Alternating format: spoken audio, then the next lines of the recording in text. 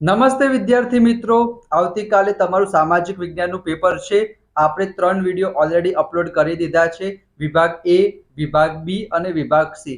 આ 3 વિડીયો જો તમે જોઈ લીધા એનો મતલબ અહીંયા તમે જોઈ શકો છો 16 + 20 + 24 આટલા માર્ક્સ તમારા પાક્કા થઈ ગયા હશે. તો આ વિડીયો જોયા પછી એ 3 વિડીયો ના જોયા હોય તો જોઈ લેજો. આજે આપણે શું જોવાના છે વિદ્યાર્થી મિત્રો?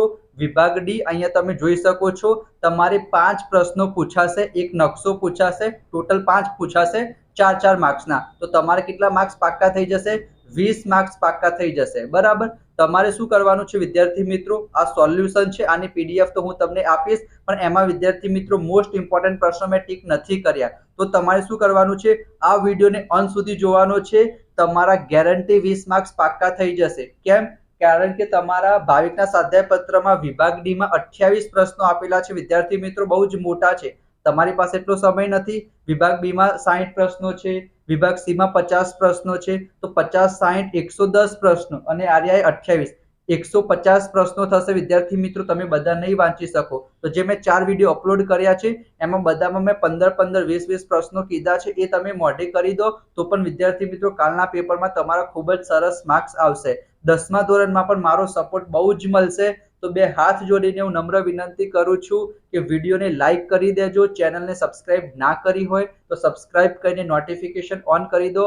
આજે રાત્રે હું લાઈવ પણ થવાનું છું, એમાં પણ હું તમને મોસ્ટ ઇમ્પોર્ટન્ટ ક્વેશ્ચન કહીશ. બરાબર. તો સબસ્ક્રાઇબ કરી દો વિદ્યાર્થી મિત્રો. ચલો, હવે તમારે શું કરવાનું છે? વિભાગ ડી ના મોસ્ટ ઇમ્પોર્ટન્ટ ક્વેશ્ચન હું તમારી સાથે શેર કરું છું વિદ્યાર્થી મિત્રો. બરાબર. વિભાગ સી ના મેં તમને કીધા હતા, તમે સાથે સાથે સ્ક્રીનશોટ લેતા જજો. બરાબર. હું સ્ટાર કરીશ અથવા તો સર્કલ કરી દઉં છું. બરાબર. જો વિભાગ સી માં કેટલા પ્રશ્નો છે?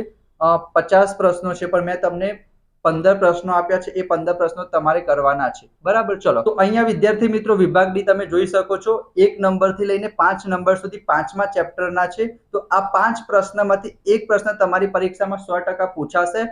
અને આઈ થિંક એ છે વિદ્યાર્થી મિત્રો સેકન્ડ નંબરનો ક્વેશ્ચન છે, સાયમન કમિશન. અને જો તમારે પહેલા નંબરનો ક્વેશ્ચન કરવો હોય દાંડી કૂચ, તો એક વખત વાંચી લેજો. અને બીજા નંબરનો ક્વેશ્ચન વિદ્યાર્થી મિત્રો મોસ્ટ ઇમ્પોર્ટન્ટ છે, હું સ્ટાર કરું છું, તમે સ્ક્રીનશોટ લઈ લેજો. સાયમન કમિશન તમારી પરીક્ષામાં પૂછાઈ શકે છે. એના પછી વિદ્યાર્થી મિત્રો ઇમ્પોર્ટન્ટ ક્વેશ્ચન કયો છે?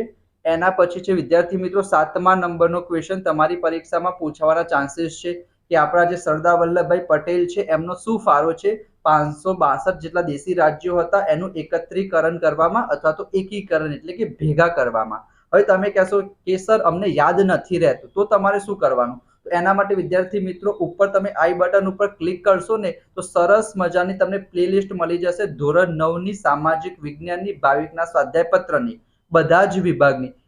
એને તમે ખાલી જુઓ, મેં સરસ મજાની રીતના એક્સપ્લેન કર્યું છે. તમે હેડફોન સાંભળીને ખાલી સાંભળશો ને 2-2.5 કલાક જશે, પણ વિદ્યાર્થી મિત્રો તમારા 60 કરતા વધારે માર્ક્સ પાક્કા આવશે. તમારા સબકોન્શિયસ માઇન્ડમાં ફિટ થઈ જશે. મેં સરસ રીતના એક્સપ્લેન કર્યું છે. બરાબર. ચલો, તો બીજા નંબરનો ક્વેશ્ચન ઇમ્પોર્ટન્ટ છે. એના પછી 7મા નંબરનો ક્વેશ્ચન ઇમ્પોર્ટન્ટ છે. એના પછી વિદ્યાર્થી મિત્રો તમારે કયો ક્વેશ્ચન કરવાનો છે? 12મા નંબરનો ક્વેશ્ચન તમે કરી દેજો. બરાબર. તફાવત તો વિદ્યાર્થી મિત્રો તમે બધા કરી જ દેજો. ઉપર પણ તફાવત આપેલો છે. તો સંસદીય લોકશાહી, પ્રમુખ્ય લોકશાહીનો તફાવત કરી દેજો.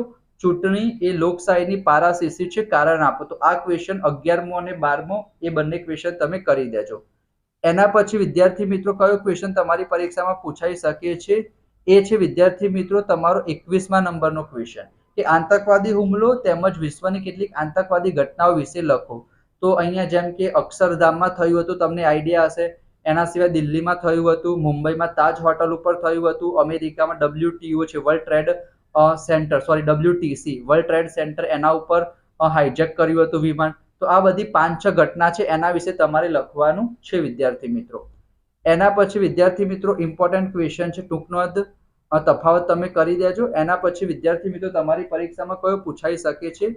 22મા નંબરનો ક્વેશ્ચન એક વખત વાંચી લેજો. 22મા નંબરનો અને 17મા નંબરનો ક્વેશ્ચન. બરાબર.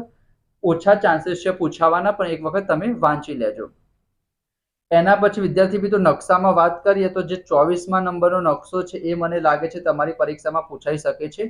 24મા નંબરનું કરી દેજો અને એક છેલ્લો કરી દેજો. 24મો કયો છે? ભારતનો પડોશી દેશ શ્રીલંકા, અરવલ્લી પર્વત ક્યાં આવ્યો, વુલર સરોવર ક્યાં આવ્યું, અને જે પેરિયાર છે વન્ય જીવ અભયારણ્ય એ ક્યાં આવ્યું. તો આ બે નકશા છે વિદ્યાર્થી મિત્રો તમે કરી દેજો, બરાબર. હવે હું તમને આના સોલ્યુશનની પીડીએફ પણ બતાવી દઉં. અહીંયા આ વિદ્યાર્થી મિત્રો પીડીએફ છે, જેમાં વિભાગ એ, વિભાગ બી, વિભાગ સી, વિભાગ ડી એના બધા જ પ્રશ્નો મેં અહીંયા લખેલા છે, બરાબર. અહીંયા તમે જોઈ શકો છો, આ વિભાગ સી છે વિદ્યાર્થી મિત્રો, વિભાગ બી છે, બધા જ પ્રશ્નો મેં લખેલા છે. એની પીડીએફ પણ હું તમને આપી દઈશ વિદ્યાર્થી મિત્રો, જેથી તમારો સમય બચે. તો આટલી જો મહેનત હું તમારા માટે કરતો હોય તો એક લાઈક કરીને ચેનલને સબસ્ક્રાઇબ જરૂર કરી દેજો.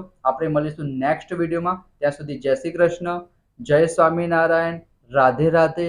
Thank you so much. તમારું કાલનું પેપર જબરજસ્ત જાય. મને મેસેજ કરીને જરૂર જણાવજો તમારું પેપર કેવું ગયું. Thank you so much.